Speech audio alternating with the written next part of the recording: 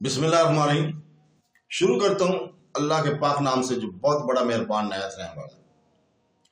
देखती आंखों सुनते कानों को अस्सलाम वालेकुम।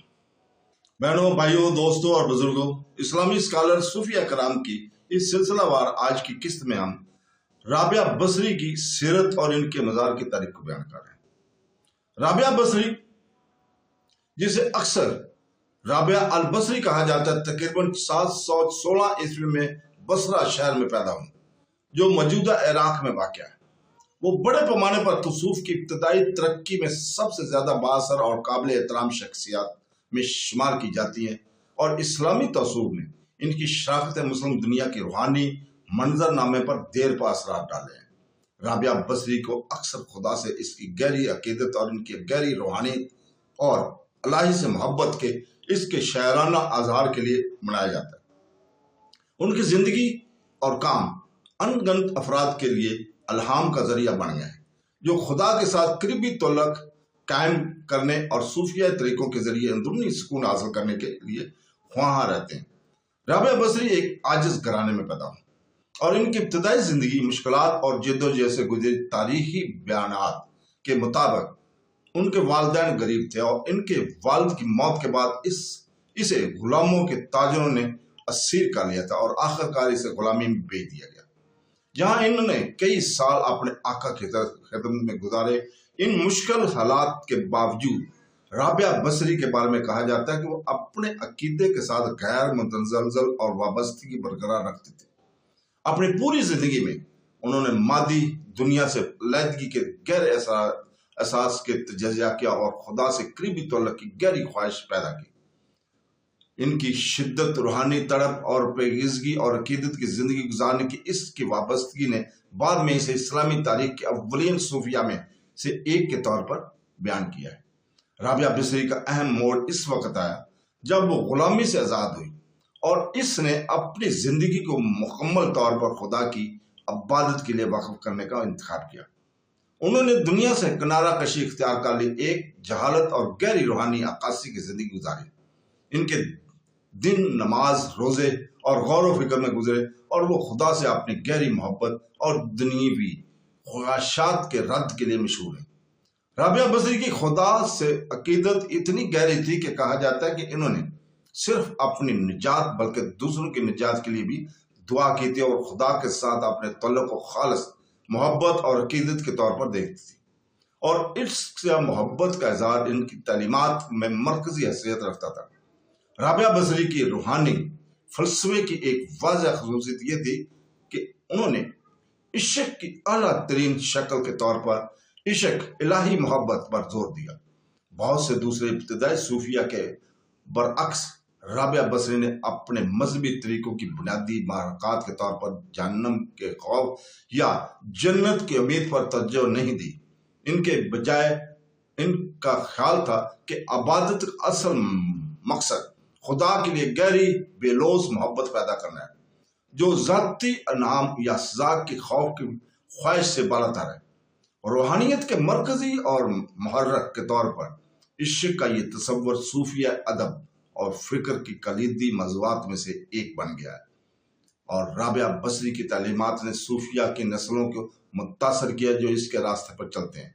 राबिया बसरी को अपने गहरे शायराना तासरात के लिए भी जाना जाता है, जो कि अल्लाह से इनकी मोहब्बत की शिद्दत और पाकीज़गी का इज़हार करते हैं। इनकी शायरी में अक्सर इलाही आरज़ू, रूहानी तड़प और बातिनी तहदीर की जस्तजू के मौज़ूआत शामिल हैं। अगरचे इनकी शायरी का बेशतर हिस्सा तारीख में गुम हो गया है, लेकिन जो आयात बाकी हैं वो खुदा के साथ इनके गहरे तल्लुक़ की एक झलक पेश करती हैं। इनकी खुसूसी नज़्मों में अक्सर इलाही से जुदाई के साथ साथ महबूब के साथ मुत्तहद होने की ख्वाहिश का इज़हार होता है। अपनी शायरी के जरिए राबिया बसरी ने अपने सूफियाना तजर्बात की गहरी का इज़हार किया, और इनकी अल्फाज इन लोगों के लिए गूंजते थे जो इस्लाम के अंदरूनी जहतों और रूहानी रोशन ख्याली के रास्ते को समझने की कोशिश करते थे। एक सूफी के तौर पर राबिया बसरी का असर इनकी अपनी जिंदगी से बहुत आगे तक फैला हुआ था। इन्हें तसव्वुफ की तरक्की में इब्तदाई और अहम तरीन शख्सियात में से एक समझा जाता है, और इनकी तालीमात ने बहुत से रूहानी तरीकों की बुनियाद रखी जो बाद में صوفی روایت میں مرکزی حیثیت اختیار کر لی۔ ان کا الہی محبت، جہاں دیدہ اور دنیاوی خواہشات کے رد پر زور صوفی فکر کی بنیادی اصول بن گئے۔ رابعہ بصری کی زندگی اور تعلیمات بعد کے بہت سے صوفی بزرگوں کے لیے الہام کا ذریعہ تھی، جن میں بغداد کی جنید اور الحاج جیسی شخصیت شامل تھی، جو ان کی موت کے بعد صدیوں میں تصوف کی ترقی کی شکل دیتے رہیں گے۔ رابعہ بصری کا انتقال 801 عیسوی میں ہوا، لیکن ان کی میراث صدیوں تک برقرار ہے۔ عراق کے شہر بصرہ میں واقع ان کا مقبرہ ان لوگوں کے لیے ایک اہم زیارت گاہ بن گیا ہے جو ان کی یاد کی تعظیم اور روحانی برکات حاصل کرنا چاہتے ہیں۔ رابعہ بصری کا مزار ایک ایسی جگہ ہے جہاں زائرین انہیں عظیم ترین خاتون صوفی بزرگوں میں سے ایک کے طور پر خراج عقیدت پیش کرتے ہیں اور ان کے الہی محبت اور عقیدت کی تعلیمات پر غور کرنے کے لیے جمع ہوتے ہیں۔ یہ جگہ ان کے اثر و رسوخ اور ان کے روحانی پیغام کی پائیدار طاقت کے ثبوت پر بنی ہوئی ہے۔ یہ وہ جگہ ہے جہاں صوفیہ راستے کے بارے میں اپنی سمجھ کو گہرا کرنے میں کوشش کرتے رہتے ہیں، رابعہ بصری کی روح سے جڑ سکتے ہیں اور ان کی محبت سے بے لوثی اور خدا سے قربت کے اصول کے احساس سے متاثر ہو سکتے ہیں۔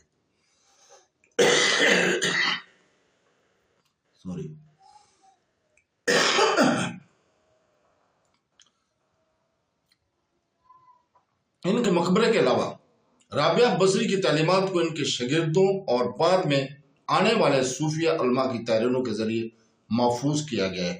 ان کا اثر بے شمار صوفی شاعروں اور فلسفیوں کے کاموں میں دیکھا جا سکتا ہے، جنہوں نے ان کی خیالات کو اپنی طرف متوجہ کیا، انہیں اپنے روحانی طریقوں میں شامل کیا۔ تصوف کی ترقی میں رابعہ بصری کی شراکت کو بڑے پیمانے پر تسلیم کیا جاتا ہے اور ان کی زندگی الہی محبت کی تبدیلی کی طاقت اور روحانی روشن خیالی کے حصول میں اندرونی پاکیزگی کی اہمیت کی ایک طاقتور یاد دہانی کے طور پر کام کرتی ہے۔ رابعہ بصری تصوف کی تاریخ میں سب سے زیادہ قابل احترام اور بااثر شخصیت میں سے ایک ہے۔ ان کی زندگی تعلیمات نے اسلامی تصوف کی ترقی پر گہرا اثر ڈالا اور الہی محبت اور عقیدت پر ان کا زور روحانی راہ پر چلنے والوں کو متاثر کرتا ہے۔ قدیم ترین اور ممتاز خاتون صوفی سنتوں میں سے وہ ایک طور پر مراس بصرہ کے مزار میں محفوظ ہے، جہاں ان کی یاد محبت کی تبدیلی طاقت اور الہی سے قربت کی جستجو کی علامت کے طور پر زندہ ہے۔